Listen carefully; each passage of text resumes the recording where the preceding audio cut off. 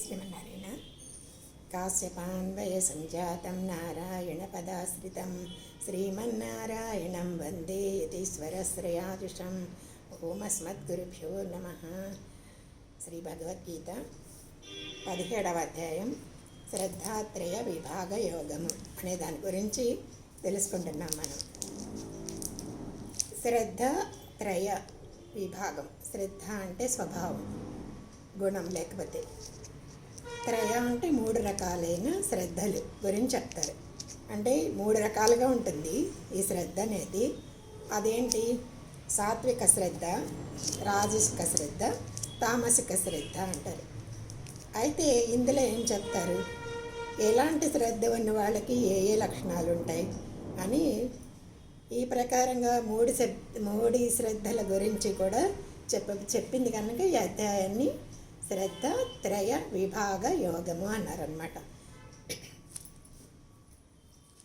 అలాగే ఇందులో ఏం చెప్పింది, 3 రకాలైన ఆరాధనలు చెప్పింది. అంటే శాస్త్ర విరుద్ధమైన ఘోర తపస్సులు ఏంటి వాటి గురించి చెప్పింది. అలాగే 3 రకాలైన ఆహారం చెప్తుంది. అలాగే 3 రకాలైన యజ్ఞాలని చెప్తుంది. అసలు 3 రకాలైన దానం, 3 రకాలైన తపస్సు. ఓం తత్సత్ అంటాం కదా మనం చివర. ఆ తత్సత్ అంటే ఏంటి అసలు అర్థం? అలాగే మనం ఏదైనా అసలు శాస్త్రాన్ని పట్టించుకోకుండా అశ్రద్ధగా చేసే పనులు, దాని ఫలితం ఏంటి, ఇవన్నీ కూడా ఈ అధ్యాయంలో మనం చర్చించుకోబోతున్నాం అన్నమాట. మనకి భగవంతుడు ఏం చెప్పాడు, అసలు శాస్త్రాదేశాలకి వ్యతిరేకంగా ఏమీ చేయకూడదు. అలా అయితే మోక్షం కాదు కదా, ఇక్కడ కూడా నీకు సుఖం ఉండదు, పరలోకంలో కూడా సుఖం ఉండదు అని చెప్పాడు. అప్పుడు అది విన్నాక అర్జునుడికి మనసులో ఒక సందేహం వచ్చేసింది. ఏంటంటే ఎవరైనా కానీ తెలియకపోవడం వల్ల కావచ్చు, లేకపోతే అజ్ఞానం వల్ల కావచ్చు, ఈ శాస్త్రం చెప్పింది తెలియకపోయినా కూడా అది వదిలేసి శ్రద్ధ ఉంది వాళ్ళకి, పూజ చేయాలని ఉంది, కానీ శాస్త్రం ఇది తెలియదు. పూజా యజ్ఞాలు ఆచరిస్తే కనుక అలాంటి వాళ్ళ పరిస్థితి ఏ విధంగా ఉంటుంది, వాళ్ళ ప్రవర్తన ఎలా ఉంటుంది, ఇది చెప్పమని ఆయన అర్జునుడు అడుగుతాడనమాట. ఎవరిని అడిగారు?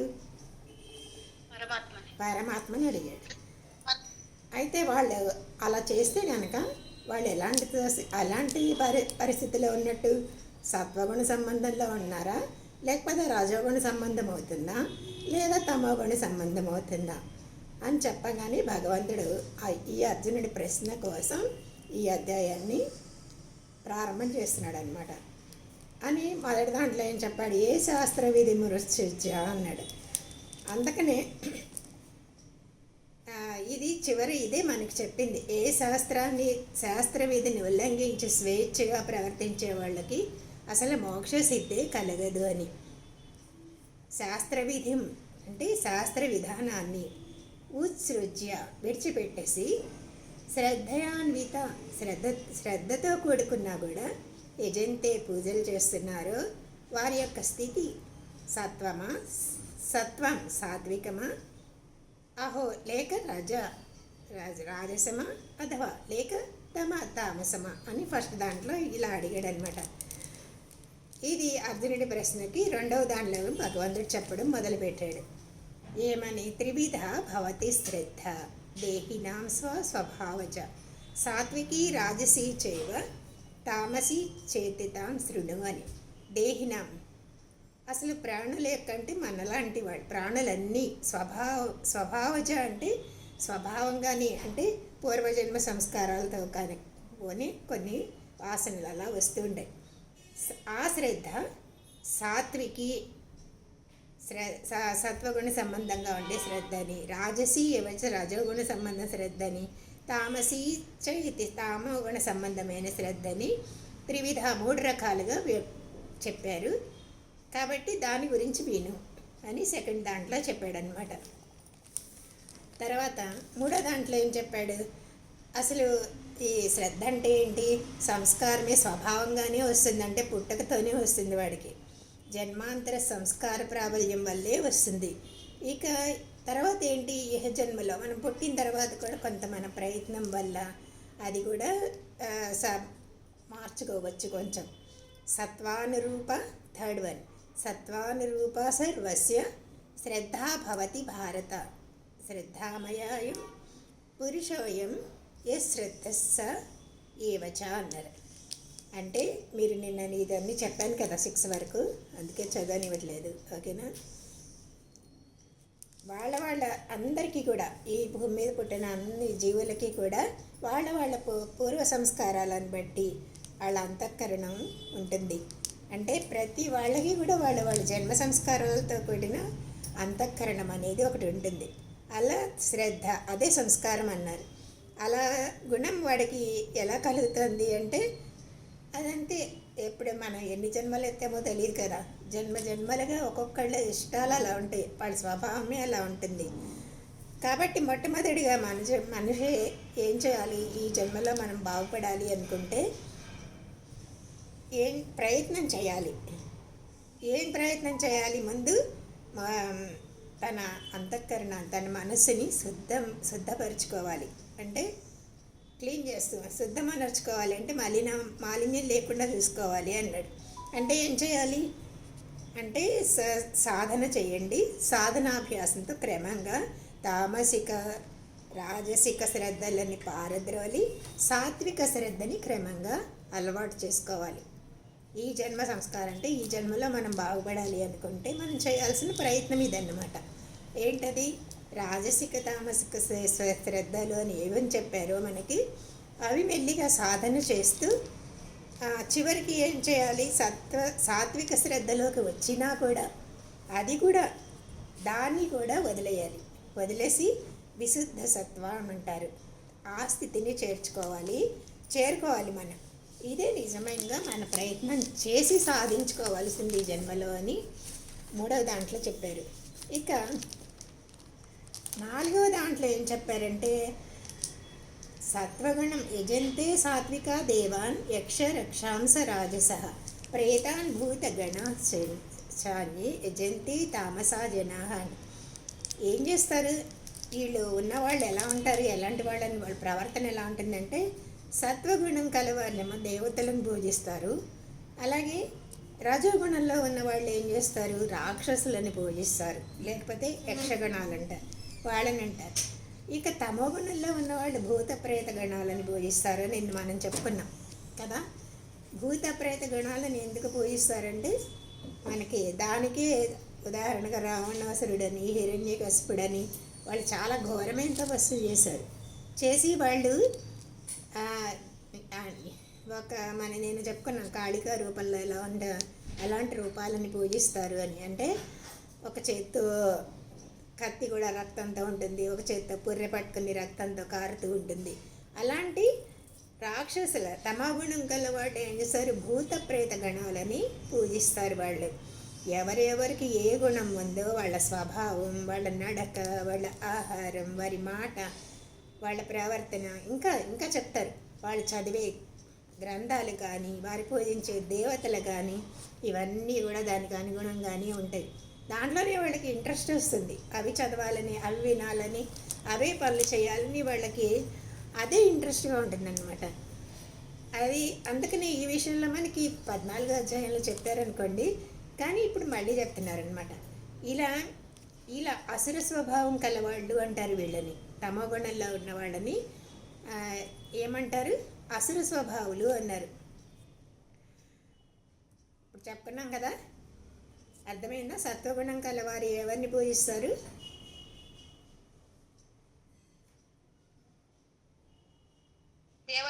దేవతలను పూజిస్తారు. రజోగుణం కలవాళ్ళు యక్షరాక్షసులను, తమోగుణం కలవాళ్ళు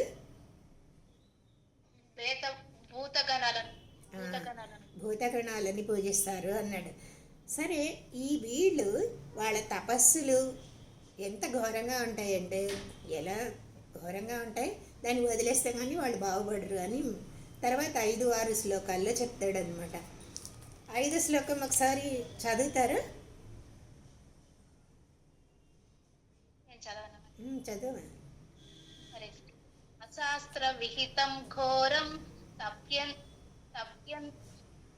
అశాస్త్ర విహితం ఘోరం తప్యంతే ఏ తపోజనాః దంభాః దంభాః అహంకార సంయుక్తాః కామరాగ బలాన్వితాః. ఈ రెండు కూడా ఒకే అసలు స్వభావం గురించి చెప్తున్నారు కదా, తపస్సుల గురించి. ఆరది కూడా చదివే. కర్షయంత శరీరస్థం భూతగ్రామమచేతసః మాం చైవాంతః శరీరస్థం తాన్ విద్యాసుర నిశ్చయాన్. ఏ జన ఎవరైతే శరీరస్థం, ఈ శరీరంలో ఉన్నట్టు పంచభూతాల సమూహాన్ని, అంటే భూతగ్రామం అంటే అదనమాట, పంచభూతాల సమూహాన్ని, లేకపోతే ఇలా కూడా అంటారు ఇంద్రియాల సమూహం అంటారు. ఇంద్రియ సమూహానికి రాజెవరండి? మన ఇంద్రియాలకి రాజెవరు? మనస్సు. ఇక్కడ ఆ మనసే ఇంద్రుడు కూడా అంటారనమాట. ఇంద్రియ సమూహాన్ని కర్షయంతః ఎలా ఉంటారు? శుష్కమైన ఉపవాసాలు చేస్తారు. అంటే వాళ్ళు ఆహారం తీసుకోకుండా గాలితోనే ఉండి ఒంటికాల మీద నిలబడి ఇలాంటి తపస్సులు అన్నమాట. అలాగే ఆ ఉపవాసాలతో శుష్కింపజేసుకుంటారు వాళ్ళ శరీరాన్ని. అంటే మనం చూస్తుంటాం కదా టీవీల్లో వాటిల్లో కూడా. వాళ్ళు ఏం చేస్తారు, ఎలా వచ్చినా సరే ఒంటికాల మీద నిలబడి చేస్తారు, లేదా ఏం తినకుండా మొత్తం స్కెలిటన్ అయిపోయి అని శరీరాన్ని శుష్కింపజేసుకుంటారనమాట. అలాంటి ఉపవాసాలతో చేసేవాళ్ళు. కానీ అంత శరీరస్థం, శరీరంలో అంతర్యామిగా మనకి భగవంతుడు ఉన్నాడు కనుక ఆయన్ని ఎప్పుడు కూడా ఉపవాసం పెట్టకూడదు అంటారు. అందుకే ఏ ఉపవాసం చేసినా కొంతైనా ఆయనకి ప్రసాదం ఇవ్వాలి. అంటే మన అంతర్యామిగా ఉన్న భగవంతుడికి ప్రసాదం ఇవ్వాలంటే కొంచెం తినాలన్నమాట. అది అందుకని నన్ను కష్టపెడతారు అని కష్టపెట్టకూడదు భగవంతుడిని అంటారనమాట. దంభాహంకార సంయుక్త, ఇది దంభం. నేను పచ్చి మంచినీళ్ళు కూడా తాగను తెలుసా నీకు అని చెప్పుకుంటారు చూడండి, అది దంభం. ఇలా అహంకారం, అదే అహంకారం. కామరాగ బలాన్విత, అలాగే వాళ్ళకి ఏంటి, ఎంత కోరికలు ఎక్కువ ఉంటాయి దానికి తగ్గట్టే అంత బలంగా ఉపవాసం కూడా చేస్తుంటారనమాట. ఇదంతా ఏంటి అంటే అశాస్త్ర విహితం, శాస్త్రం చెప్పలేదు, అది ఘోరం. ఇది చాలా తనకి ఇతరులకి కూడా, చూసేవాళ్ళకి కూడా బాధే కదా అలా ఉంటాయి. అందరికీ బాధాకరమైంది. అలాంటి తపస్సును ఆచరిస్తున్నారో వాళ్ళని ఏమంటారు? అసుర నిశ్చయాన్, అసుర స్వభావం కలవాళ్ళు వీళ్ళు అని తెలుసుకో అని చెప్పాడనమాట ఈ రెండిట్లోనూ. అంటే ఎవరైతే ఈ శరీరంలో ఉండే పంచభూతాల సముదాయాన్ని లేకపోతే ఇంద్రియాలన్నిటినీ ఉపవాసాలతో శుష్కింపచేస్తూ శరీరమందు అంతర్యామిగా ఉన్న భగవంతుణ్ణి గుర్తించలేక దంభం నేనే చేస్తున్నానని అహంకారం ఇవన్నీ ఉండి పశుబలంతో ఉండేవాళ్ళు. ఇది వాళ్ళు శాస్త్రాల్లో ఇది చెప్పలేదు. ఇతరులకి కూడా అలాంటి తపస్సు బాధాకరంగానే ఉంటుంది. కాబట్టి అలాంటి వారిని అసుర స్వభావం కలవాళ్ళు అని తెలుసుకో అన్నారు. అశాస్త్ర విహితం, ఇది శాస్త్రంలో ఎవరూ చెప్పలేదు. ఏం చెప్పలేదు? ఘోర తపస్సులు, భయంకరమైన ఇవి ఏమంటారు రాజస తామస క్రియలు అంటారు వీటిని.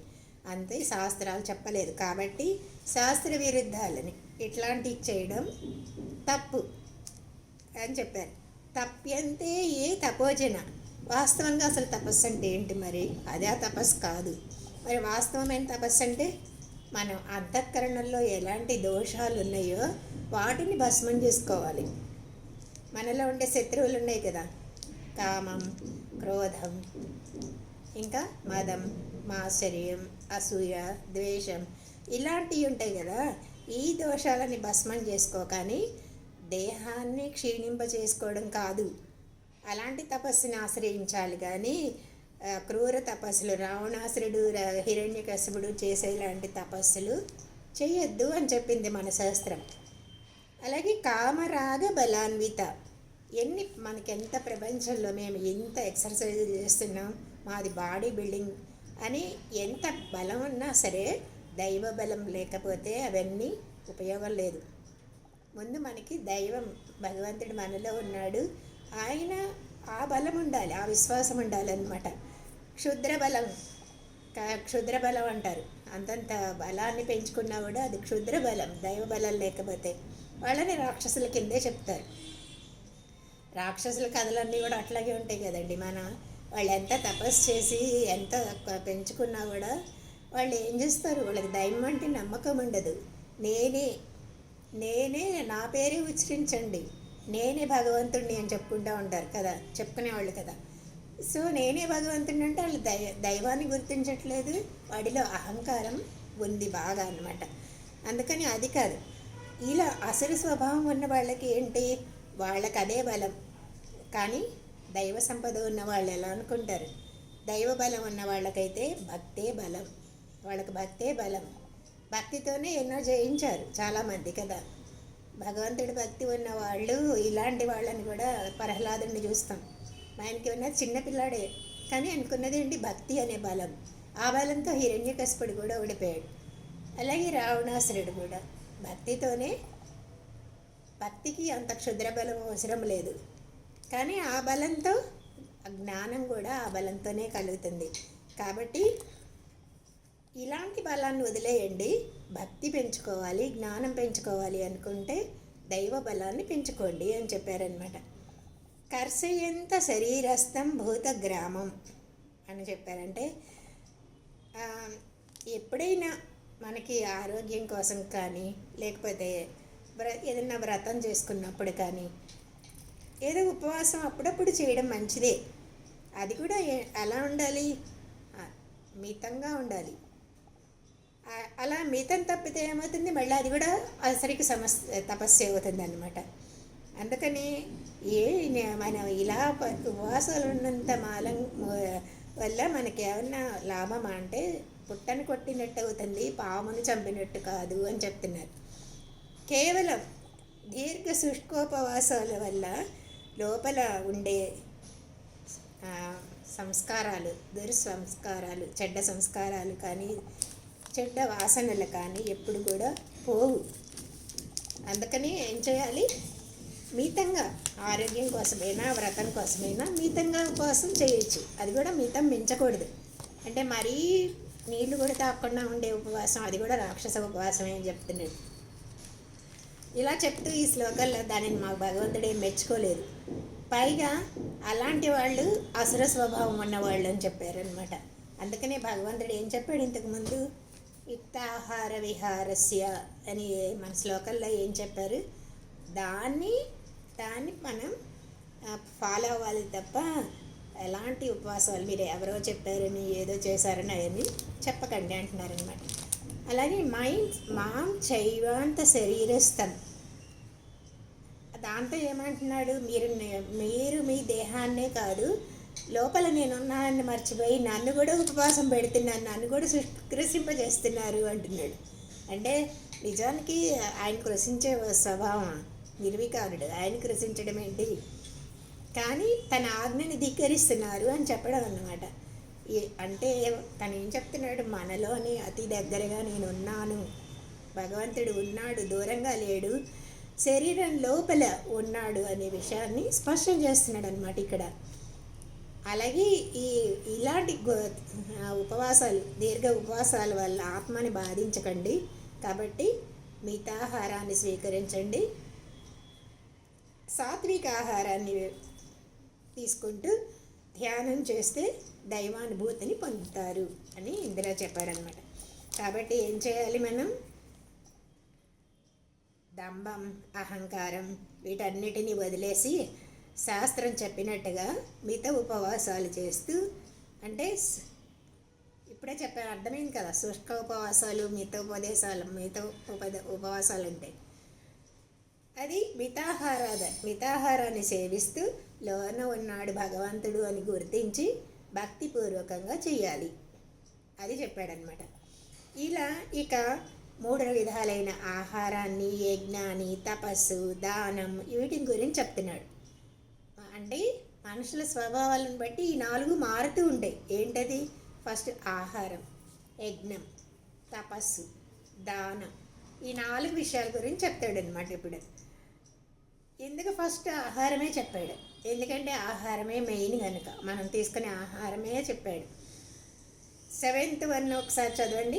ఆహారస్త్వపి సర్వస్య త్రివిధో భవతి ప్రియ యజ్ఞస్తపస్తదానం తేషాం భేదమిమం శృణు. రిపీట్ చేయండి.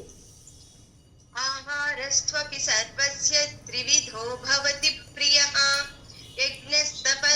యజ్ఞస్తపస్తథాదానం తేషాం భేదమిమం శృణు.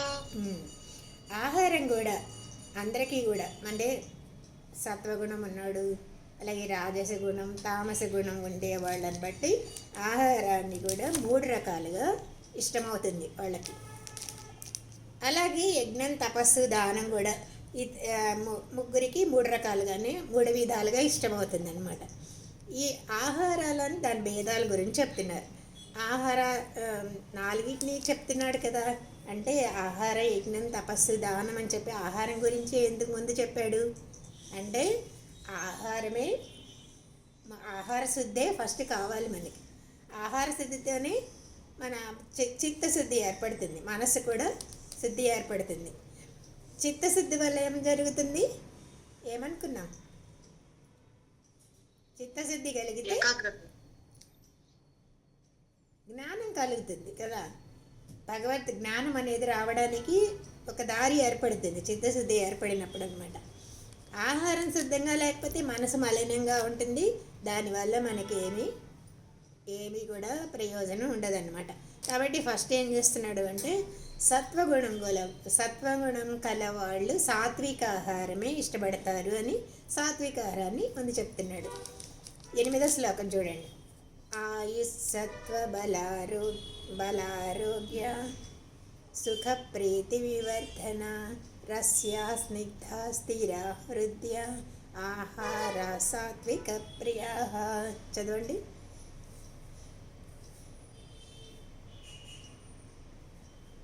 రిపీట్ చేయండి తొందరగా. హరే కృష్ణ.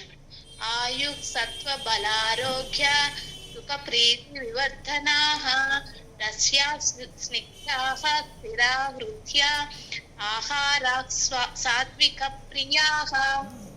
ఆయుస్వత్త బలారోగ్య సుఖ ప్రీతి వివర్ధన అని చెప్పాడు కదా. అంటే ఆయుష్ని, మనసు బలాన్ని, శరీర బలాన్ని, ఆరోగ్యాన్ని, సుఖాన్ని, ప్రీతిని బాగా వృద్ధి చెందించేది ఇది సత్వగుణం. సాత్విక ఆహారం అంటారనమాట. రసము ఉండాలి, స్నిగ్ధ చమురు ఉండాలి, అలాగే స్థిర, అలాగే దేహంలో చాలా కాలం ఉండాలి. హృదయ అంటే చూడడానికి కూడా అందంగా ఉండాలి. ఆహార సాత్విక ప్రియా ఇది సత్వగుణం కలవారికి ఇష్టమవుతాయి అన్నాడు. ఎలాంటి ఆహారం, ఎలాంటి సత్వగుణం ఎప్పుడు ఉంటుందో అలాంటి ఆహారమే వాళ్ళకి రుచిస్తుంది అనమాట. ఎలాంటి అంటే ఆయుష్ని పెంచేది, మనస్సు బలాన్ని మనోబలాన్ని పెంచేది, దేహ బలాన్ని పెంచుతుంది, ఆరోగ్యాన్ని సుఖాన్ని ఇస్తుంది. అలాగే ఆహారం ఎలా ఉండేది అంటే రసాలు ఊరుతూ ఉండాలంట. చమురు కూడా ఉండాలి దాంట్లో. అలాగే దేహమందు చాలా కాలం ఉండేవంట. అలాగే చూడడానికి మనోహరంగా ఉండే ఆహారాలు కావాలి అన్నాడు. అంటే ఏంటి, కారంతో పులుపుతో ఉండేవి రాజసికమైంది తామసికమైంది అయితే ఆహారం వాళ్ళకి కూడా ఇష్టం ఉండదు సాత్వగుణంలో ఉన్న వాళ్ళకి. అందుకనే ఈ సాత్విక ఆహారం వల్ల ఏమవుతుంది, వాళ్ళకి ధ్యానం చేసుకోవడానికి అనుకూలంగా ఉంటుందన్నమాట. మనస్సు ఏదైనా మనస్సు ధ్యానం అంటే కూర్చొని చేసుకునే తపస్సే కాదు కదా, ధ్యానం కాదు కదా. ఏ విషయంలో అయినా కాన్సన్ట్రేషన్ ధ్యానం అంటే అది ఉంటుంది. ఇది చెప్తూ సాత్విక ఆహారాన్ని సేవించాలి ఫస్ట్ అని చాలా చోట్ల చెప్పాడు కృష్ణ భగవానుడు, శ్రీకృష్ణ భగవానుడు. సాత్విక ఆహారం ఎలాంటిదో ఈ శ్లోకంలో చెప్పాడనమాట. ఆయుష్ని పెంచుతుంది, మనోబలాన్ని పెంచుతుంది, శరీర బలాన్ని పెంచుతుంది, ఆరోగ్యాన్ని ఇస్తుంది, సుఖాన్ని కలిగిస్తుంది, అలాగే రసముతో కూడింది, చమురుతో కూడింది అని రస్య స్నిగ్ధ స్థిర హృదయ అని ఇన్ని చెప్పాడనమాట. హృదయ అంటే మనోహర అంటే చూడగానే తినాలనిపించేవన్నమాట. అందంగా. మ్మ్. ఇది అని ఇది సాత్విక ఆహారం అంటారు. కాబట్టి ఇలాంటి ఆహారాన్ని అందరూ చెయ్యాలి, అందరూ తినచ్చు, ఎవరైనా తినచ్చు. ఇక రాజసాహారం అంటే ఏంటో ఇంకో శ్లోకంలో 9వ శ్లోకంలో చెప్తున్నాడు. కట్వాం లవణాత్యుష్ణా తీక్షరూక్ష విదాహిన ఆహార రాజసస్యేష్ట దుఃఖ శోకామయ ప్రద. కట్వాం ఇది ఓకే, ఒకసారి రిపీట్ చేయండి. 9th శ్లోకం. నేను చెప్తాను. కట్వం కట్వం కట్వం కట్వం లవణాద్యుష్ణ తీక్ష రూక్ష విదాహినః ఆహార రాజస్యేష్ట దుఃఖ శోకామయ ప్రదాః. కట్వాంల, కటు అంటే ఏంటి? చేదుగా ఉండేది. ఆమ్ల అంటే పుల్లగా ఉండేది. లవణం అంటే ఉప్పగా ఉండేది. అత్యుష్ణ అంటే మిక్కిలి వేడిగా ఉండేది, చాలా వేడిగా కావాలని నాకు అనుకుంటాం కదా. తీక్ష అంటే కారంగా ఉండేది. రూక్ష అంటే చమరేమీ లేకుండా ఉండేది అసలు. విదాహీన అంటే ఎక్కువగా దాహం వేసే వస్తువులు అన్నమాట. దుఃఖ శోక మయప్రద. ఇది ఏం చేస్తుంది? శరీరానికి దుఃఖాన్ని ఇస్తుంది, మనస్సుకేమో ఎప్పుడు ఏదో ఒక వ్యాకులత అంటే చింత, శోకం ఇలాంటివన్నీ ఇస్తుంది. అలాంటి రోగాల్ని కూడా కలగజేస్తుంది. ఇంకా ఆహార పదార్థాలని, ఇలాంటి ఆహార పదార్థాలని రాజసస్య రజోగుణం కల వాళ్ళకి ఇష్టమవుతాయి. ఇలాంటి ఆహారాలన్నీ ఇష్టమవుతాయి. ఇప్పుడు ఎందుకు చెప్తున్నాడు ఇవన్నీ అంటే మనకి ఎలాంటి ఇష్టం ఉందో చూసుకోవాలి. అప్పుడు తెలుస్తుంది మనలో ఎలాంటి గుణం ఉందని. అంటే చేదుగా, పుల్లగా, ఉప్పగా, వేడిగా, కారంగా, అసలు ఏమీ చమురు అనేది లేకుండా దాహం కలిగజేసే ఆహారాలు అవి ఏం చేస్తాయి? దుఃఖానికి శరీరానికి మనసుకి కూడా దుఃఖాన్ని కలగజేస్తాయి. ఇక చింత, శోకం అనేది కూడా పెరుగుతూ ఉంటాయి అన్నమాట. ఇలాంటిది రజోగుణం కల వాళ్ళకి ఇష్టమవుతాయి అని చెప్పారనమాట. ఈ శ్లోకంలో ఈ రాజసాలు ఇవన్నీ ఏంటి? రాజస ఆహారాలు అన్నమాట. ఇవన్నీ కూడా ఎప్పుడు కూడా మనం ఏం చేయాలి? వదిలిపెట్టాల్సినవి అని చెప్తున్నారు. దుఃఖ శోకమయ ప్రద అన్నాడండి. ఇక్కడ దుఃఖం అంటే ఏంటి? భుజించినాక మనం తిన్న తర్వాత శరీరాలకు కలిగే బాధ. ఒక్కొక్కసారి చూడండి, ఏదైనా తిన్నామనుకో ఒళ్ళంతా పట్టేస్తుంది, లేకపోతే వేడి ఎక్కువైపోయిందనో లేకపోతే ఏదో ఒక రకంగా అవుతుంది. శోకం అంటే ఏంటి తర్వాత మనసు కూడా కొన్ని ఆహారాలు తిన్నాక మనసు బాగుండదు. అందుకే దానిలోనే చెప్తారు ఉల్లి వెల్లుల్లి అంటే తినడానికి చాలా బాగుంటాయి కానీ మనస్సుని చెడగొడతాయి అంటారు. అందుకే ఈ సాధనలో ఉన్న వాళ్ళకి ఉల్లి వెల్లుల్లి తినకూడదని చెప్తారనమాట. ఇంకా కొన్ని తామసిక ఆహారాల్లోనేమో మాంసం తినకూడదంటారు. ఇప్పుడు జంతు బలులు ఇచ్చి అవి కోసుకొని తింటారు కదా పెద్దమ్మ గుళ్ళల్లో, ఇలాంటి చోట్ల కోళ్ళని బలిచ్చి జంతు బలులు ఇచ్చి అందరినీ పిలిచి మరీ అందరినీ చెడగొడతారు. అందరినీ పిలిచి తినండి అని చెప్తారు కదా. అప్పుడు చుట్టాలందరినీ పిలుచుకుంటారు. ఎందుకంటే వీళ్ళు కూడా గొర్రెనికి వస్తున్నారు కనుక వెళ్ళి తినచ్చు అని పెద్దమ్మ గుడి దాకా వెళ్ళి వాళ్ళు చేసే విందులన్నీ తినేస్తూ ఉంటారు. అవన్నీ కూడా ఏంటి? తామసిక ఆహారాలు ఇవన్నీ కూడా అనమాట. ఈ రాజసాక ఆహారాలు మనకు కొన్ని ఇష్టమే కదా, వేడిగా ఉండాలి కాఫీ, అలాగే కారంగా ఉండాలని కొన్ని అనుకుంటాం, కొన్ని పుల్లగా ఉంటే బాగుంటాయి అని పుల్ల ఇష్టం అని చాలామంది అండి. ఇలా ఉంటాయి, మనకు కూడా ఉన్నాయి చెడ్డ గుణాలు కొంచెం. ఇవన్నీ ఏం చేస్తుందంటే కొన్నేమో శరీరానికి బాధిస్తాయి తిన్న తర్వాత, కొన్నేమో మనసుని బాధిస్తాయి. మనసు కూడా ఒక్కొక్కసారి చూడండి ఏదైనా తిన్న తర్వాత మూడాఫ్ అయిపోతుంది. సో అలా మనస్సుని కూడా బాధిస్తుంటాయి అన్నమాట. కొందరు ఉష్ణ అంటే వేడి పదార్థాలు అన్నారనుకోండి, అంటే వేడిది తినచ్చు, అంటే మనకు కొన్ని మనం కోరుకునేది అయితే వేడిగా ఉండదని కాఫీ ఒక్కటే కోరుకుంది కదా, అది కూడా కొంచెం మనం ఊదుకుంటూ తాగుతాం కనుక పర్వాలేదు చల్లబడాక. సో ఈ రాజసుక యొక్క లక్షణం ఆ, ఏమవుతుంది అంటే ప్రారంభంలో చాలా బాగుంటుంది తాగడానికి తినడానికి. తా- ఆ, వాళ్ళ కాఫీ అమృతంలాగా ఉంది అనుకుంటాం వేడిగా తాగేయంగానే. ఏమవుతుంది తర్వాత అది విషంగా పరిణమిస్తుందట. ఇదంతా కూడా మనకి మళ్ళీ 18వ అధ్యాయంలో మళ్ళీ రిపీట్ చేస్తాడు. అలాగే రాజసాహారం కూడా అంతే. ప్రారంభంలో చాలా చాలా ఇష్టంగా ఉంటుంది, కొంతసేపటికి అది గొప్ప దుఃఖాన్ని ఇస్తుంది అని చెప్తున్నారు. మనం ఎప్పుడు మనకు తెలిసిందే అనుకోండి ఇది. ఇలా ఉంటే ఇలాంటి ఆహారాన్ని తింటే ఏమవుతుంది అంటే సాధనలో కానీ ధ్యానానికి కానీ మనస్సు నిలవదు. సో అందుకని ఇలాంటివన్నీ వదిలేయాలి అని చెప్తారనమాట. ఎప్పుడు కూడా ఎలా ఉంటుంది, చంచలంగా ఉంటుంది మన మనస్సు అనేది. ఇంకా ఈ ఆహారం తిన్నాక మనసు నిశ్చలంగా ఉండదు. అందుకనే జంతువుల్లో కూడా చూడండి, రజోగుణం ప్రధానంగా తిండే మాంసాన్ని భుజించే సింహం కానీ పులి కానీ మళ్ళీ ఏమంటారు ఎలుగుబంటి కానీ ఇవన్నీ కూడా చాలా క్రూరంగా ప్రవర్తిస్తాయి. కానీ మరి గడ్డి తినే ఆవు మేక ఎలా ఉంటాయి, సాత్వికంగా ఉంటాయి కదా.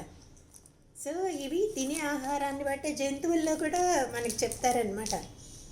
అమయప్రద అని చెప్పమాలలో చెడగొట్టి వ్యాధుల్ని కలుగు చేస్తుంది అని ఇక్కడ చివరికి దుఃఖ శోక మయప్రద అని ఇచ్చాడు కదా. మయప్రద అంటే ఏంటంటే ఆరోగ్యాన్ని పాడు చేస్తుంది అని. అందుకనే ముముక్షువులు అనుకునేవాళ్ళు, బాగుపడాలి అనుకునేవాళ్ళు ఇలాంటి ఆహారాన్ని తినకూడదు అని. అలాంటి ఆహారం మీద ఎప్పుడైనా ఇష్టం కలిగింది అనుకోండి, మనకి ఎక్కడో ఉంది ఈ రజోగుణం అనేది, మనకి అందుకే దాన్ని తినాలనిపిస్తుంది అని మనం నిశ్చయించుకొని దాన్ని తీసేయడానికి ప్రయత్నించాలన్నమాట. ఇది అందుకని ఈ ఆహారం కలిగే ఇవన్నీ గుర్తుంచుకొని మళ్ళీ దాన్ని తినకుండా వదిలేయాలి అని చెప్పాడు ఇందులో. ఇంకా ఆఖరికి 10వ దాంట్లో తామసాహారం అంటే ఏంటో చెప్తున్నారు. సాత్వికాహారం అయిపోయింది, రాజసాహారం అయిపోయింది, ఇప్పుడేంటి తామసాహారం ఎలా ఉంటుందో చెప్తున్నారు. 10వ చూడండి, యాతయామం గదరసం పూతి పర్యుషితం చేయత్ ఉచ్ఛిష్టమపి చామేద్యం భోజనం తామస ప్రియం. రిపీట్ చేయండి. జై శ్రీమన్నారాయణ. యాతయామం గతరసం పూతి పర్యుషితం చయత్ ఉచ్ఛిష్టమపి చామేద్యం భోజనం తామస ప్రియం. జై శ్రీమన్నారాయణ. యాతయామం అంటే వండిన తర్వాత మనం ఎప్పుడు కూడా ఒక జాము అంటే 4-5 గంటల తర్వాత అది తినకూడదంటారు. 4-5 గంటల వరకే అది పనిచేస్తుందట. అంటే అనగా వండి చాలాసేపు అయింది, కొంచెం అసలు ఉడకని పదార్థాలు ఉంటాయి కదా, అవి గతరసం అంటే దానిలో సారం పోయింది అంటే దానిలో టేస్ట్ పోయింది. పూతి ఇంకా కొంచెం వాసన వస్తుంది. పరిషితం పాచిపోయింది. ఒక రాత్రి అయిపోతే పాచిపోతాయి కదండి, ఇది వరకు ఫ్రిడ్జ్లో కదా, అందుకనే ఇలా చెప్పారు. ఇప్పుడు ఫ్రిడ్జ్లో వచ్చినాయి కనుక అలా అవ్వవు, కానీ ఫ్రిడ్జ్లో పెట్టుకుని బాగా తినేస్తున్నాం కదా మనం. అలాగే పర్యుషితం పాచిపోయింది అంటే పిండి వండిన తర్వాత ఒక రాత్రి గడిచిపోతే తినకూడదు అంటారు. ఉచ్ఛిష్టం అపి, అలాగే ఒకరు తిన్నాక ఇంకొకళ్ళు మిగిలింది ఇంకొకళ్ళు తినడం అంటే ఎంగిలి అన్నమాట. ఎంగిలి చేసిన ఆహారం కానీ అమేధ్యంచ అంటే అసలు శుభ్రంగా లేని పాత్రలో పెట్టిన అలాంటిది. అలాగే ఇంకొకటి కూడా అంటారు, అమేధ్యంచ అంటే భగవంతుడికి నైవేద్యం పెట్టని ప్రసాదం. యత్ ఏ భోజనం అయితే ఉందో ఆహారం ఉంటే అదేమవుతుందంటే తామస ప్రియం, తమో గుణం కలవారికి ఇష్టమవుతుంది అది. అప్పుడు ఇప్పుడు ఇది ఓకే కదా. వండిన తర్వాత ఒక జాము దాటినా లేక అసలు ఉడకపోయినా, అసలే దానిలో టేస్ట్ పోయినా, దుర్గంధం వస్తున్నా, పాచిపోయినా, ఒకళ్ళు తినగా మిగిలింది ఎంగిల్ చేసి ఒకళ్ళు, ఇప్పుడు మన వాళ్ళకి ఇది ఫ్యాషన్ కదా, వాళ్ళ కంచాల్లో వీళ్ళు తింటాం, వీళ్ళ కంచాల్లో వాళ్ళు తింటాం, లేదా వాడు ఇప్పుడు ఏదేదో పతివ్రత ఇదని చెప్పి భర్త తినేసి వెళ్ళిపోయాక మిగిలిన పదార్థాలు భార్య తినాలి అని మన పూర్వకాలంలో చెప్పేవాళ్ళు కదా. ఆ కంచంలో వీళ్ళు తినాలి అని ఇవన్నీ కూడా తినకూడదని చెప్తున్నారు. ఒకరు తినగా మిగిలింది, అలాగే భగవంతుడికి నివేదించకుండా ఉన్నది ఆ ఆహారం తమోగుణం కలవారికి ఇష్టమవుతుంది అని చెప్పాడనమాట. బాటిల్స్ కూడా చూడండి, ఒకళ్ళు తాగుతారు, మళ్ళీ అదే బాటిల్లో ఇంకోళ్ళు తాగుతారు, అది కూడా ఎంగిలే. అసలు మనం తాగాక ఒకసారి మూత పెట్టేసి మళ్ళీ మనం తాగితే కూడా ఎంగిలేనంట చెప్తారు. కాబట్టి ఆరోగ్య శాస్త్రం ప్రకారం ఏంటంటే ఇలాంటి తామసాహారం, లేకపోతే మనం ముందు శ్లోకంలో చెప్పుకున్నాం కదా రాజసాహారం అని, ఇవి కూడా రెండు కూడా నిషిద్ధాలే మన శాస్త్రంలో చెప్పిన ప్రకారం. సారం నశించిపోయిన పదార్థం, పాచిపట్టిన పదార్థం తింటే ఏమవుతుంది అంటే ఆ మలినమైపోతుంది ఆహారం అనేది. ఆహార పదార్థం యొక్క ఈ అణువులు ఉంటాయి కదా, అవి శరీరంలో ప్రవేశిస్తే రక్తాన్ని చెడగొట్టి అనారోగ్యాన్ని కలుగజేస్తాయి. లేకపోతే ఇంకా సూక్ష్మాంశాలు ఉంటాయి అనుకోండి దానిలో, అది మనస్సులో ప్రవేశించి దానిని కూడా చెడగొడుతుంది. కాబట్టి ఇలాంటి ఆహారాన్ని ఎప్పుడు తినకండి అని తామసాహారం గురించి చెప్పారనమాట. ఇంకా ఇక తర్వాత ఏం చెప్తాడంటే యజ్ఞాల గురించి చెప్తారు. 3 రకాల యజ్ఞాలు ఉంటాయి కదా, ఇవి కూడా సాత్విక గుణం ఉన్నవాడు ఎలాంటి యజ్ఞాలు చేయాలి. యజ్ఞాలు అంటే పనులే, మనం చేసే హోమగుండాలు పెట్టేసి దాంట్లో స్వాహాలు అర్పిస్తే అవి కాదు, మనం చేసే పనులే యజ్ఞాలు అన్నమాట. ఈ యజ్ఞాలు ఎలా చేయాలి, యజ్ఞము లక్షణాలను గురించి ఇప్పుడు చెప్తారు.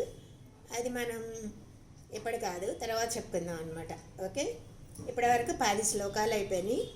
ఈ 10 శ్లోకాలు కూడా మీరు పారాయణం చేస్తాను అంటే 1 by 1 చేయొచ్చు, 5 శ్లోకాలు చేయండి.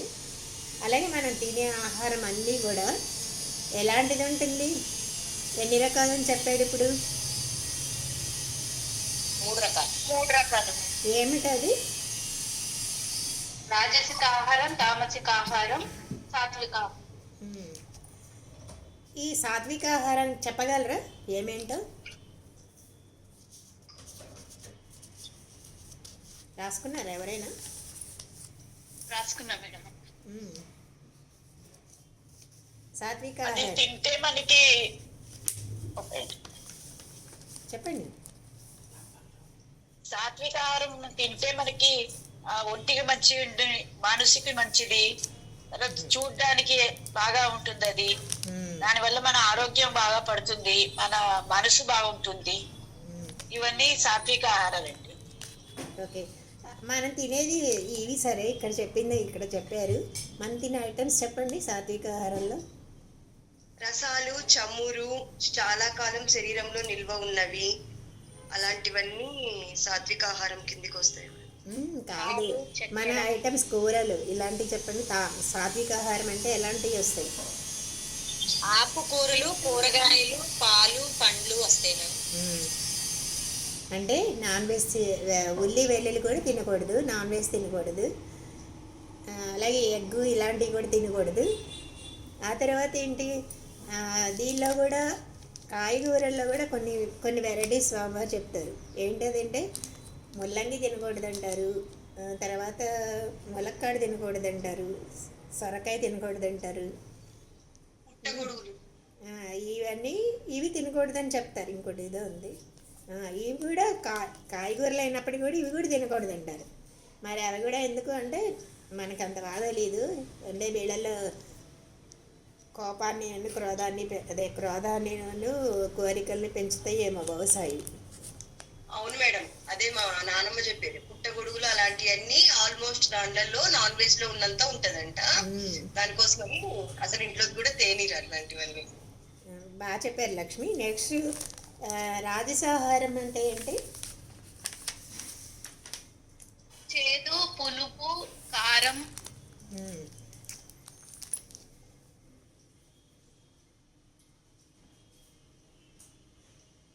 చేదు, పులుపు, ఉప్పు, కారం.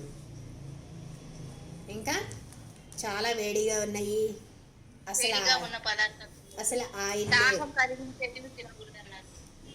ఆయిల్ తినకూడదు అసలు వేసుకోకూడదు అంటారు, కానీ ఆయిల్ ఉండాలండి. చమురు పదార్థాలు ఉండాలి మనం వాడే దాంట్లో అంటున్నారు.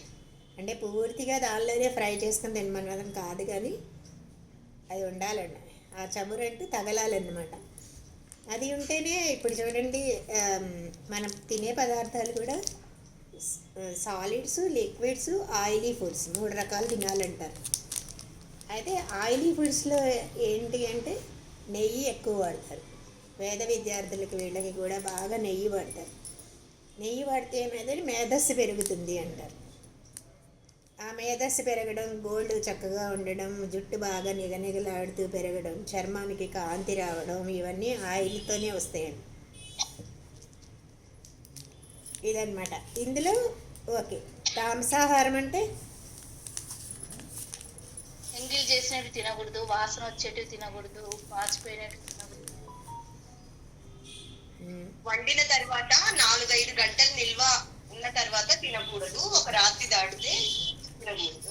నిల్వ ఉండేది అవుతుంది, ఉడకంది, అలాగే వాసన వచ్చేది, ఆ తర్వాత ఎంగిల్ చేసింది, ఎలాంటి ఆహారం అంతా కూడా తామసాహారం. ఇంకా మనం చెప్పనేదైతే నాన్ వెజ్ అని, మాంసం, ఎగ్స్, లేకపోతే ఇంకా పుట్టగొడుగులు అయినా సరే, ఇంకా ఉల్లిపాయ, వెల్లుల్లిపాయ అయినా సరే, ఇవన్నీ కూడా తామసాహారమే అని చెప్తారనమాట.